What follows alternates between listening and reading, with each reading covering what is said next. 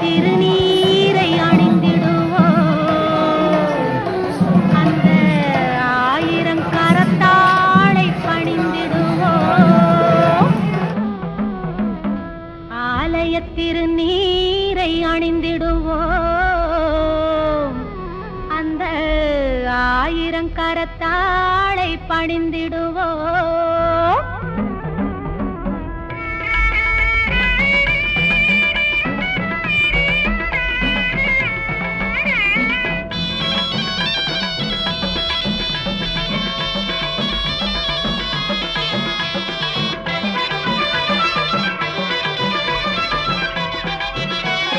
மஞ்சனத்தை பூசி வரும்